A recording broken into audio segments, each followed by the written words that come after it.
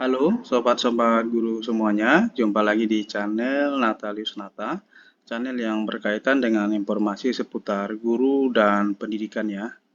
Pada video kali ini saya akan berbagi informasi tentang tugas tambahan sebagai seorang guru secara khusus untuk guru-guru yang sudah sertifikasi. Bagaimana caranya menambahkan atau melihat tugas tambahan itu sendiri dengan jumlah JP-nya. Dan nanti kita akan melihat bersama pembedaan antara tugas tambahan utama dan tugas tambahan ekuivalensi. Tapi sebelum lanjut, jangan lupa untuk subscribe, like, komentar, dan share video ini ya, sobat-sobat guru semua. Nah, langsung saja di sini, sobat-sobat guru semua. Pertama-tama kita akan melihat terlebih dahulu. Ini adalah tampilan Dapodik. Kebetulan saya juga merangkap sebagai operator sekolah ya. Nah, kita melihat di sini. Ini berkaitan dengan tampilan Dapodik pada menu tugas tambahan. Nah, kalau kita melihat di sini, sobat-sobat guru semua, tugas tambahan itu sebenarnya sudah disiapkan banyak di dalam Dapodik ya. Kebetulan saya mempunyai ada sampai 7 tugas tambahan ya.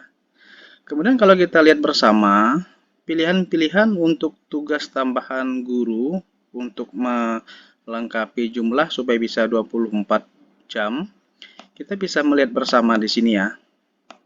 Nah, yang pertama itu ada namanya tugas tambahan sebagai bendahara pos, kemudian guru pembimbing khusus, guru piket, kepala bengkel, kepala laboratorium, kepala perpustakaan, kepala program keahlian, kepala unit produksi.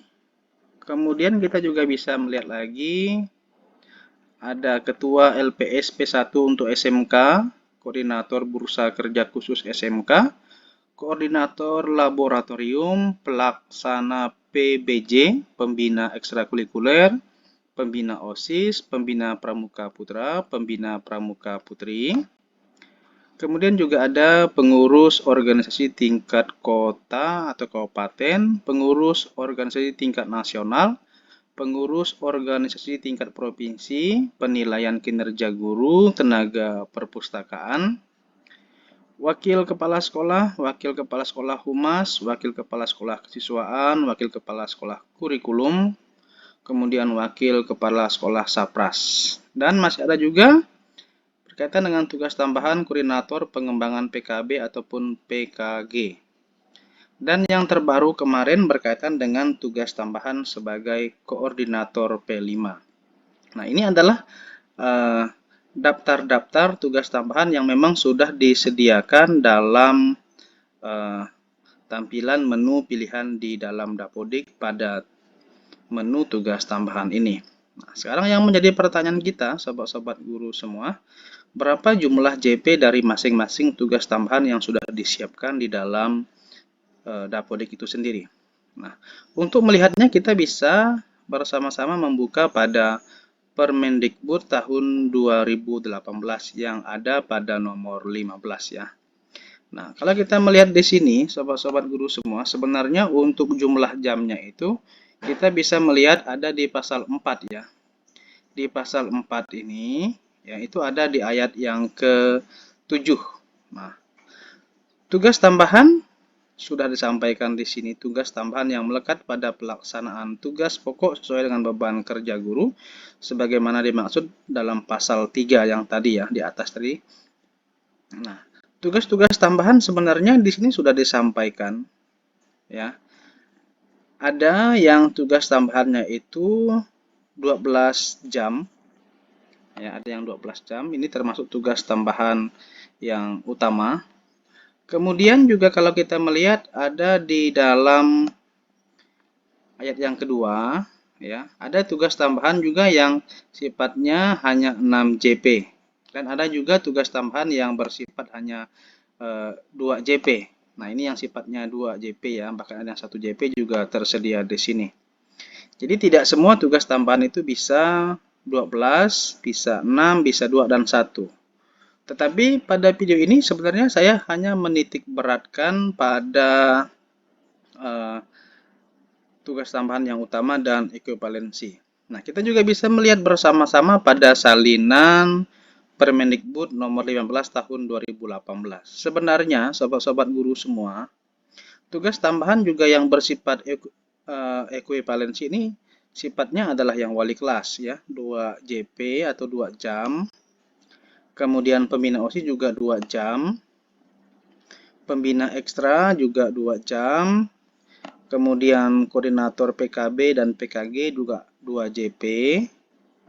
Kemudian koordinator BKK juga 2 JP. Kemudian tugas tambahan guru piket hanya 1 jam. Kemudian ketua lembaga sertifikasi profesi pihak pertama 1 jam. Dan juga masih ada tugas tambahan yang disebut dengan penilai kinerja 2 jam. Dan lain-lain ya. Jadi nanti kalau ingin melihat jumlah JP-nya ya bisa dilihat pada lampiran Permendikbud nomor 15 tahun 2018 ya. Kalau mau melihat yang aslinya ya bisa dilihat juga pada Permendikbud nomor 15 tahun 2018 ini. Di sini lengkap ya sobat-sobat guru semua dengan jumlah JP-nya. Tetapi di sini saya tidak membahas tentang jumlah JP-nya lagi karena nanti sobat-sobat guru semua bisa melihat sendiri. Tapi yang ingin kita lihat di sini sebenarnya berkaitan dengan tugas tambahan antara tugas tambahan utama dan tugas tambahan ekuivalensi. Nah, sobat-sobat guru semua, kalau kita melihat di sini ya, di tugas tambahan utama di mana saya menjadi wakil kepala sekolah, itu di sini tertulis 12 CP dengan keterangan valid ya. Terus di sini ada tugas tambahan ekuivalensi.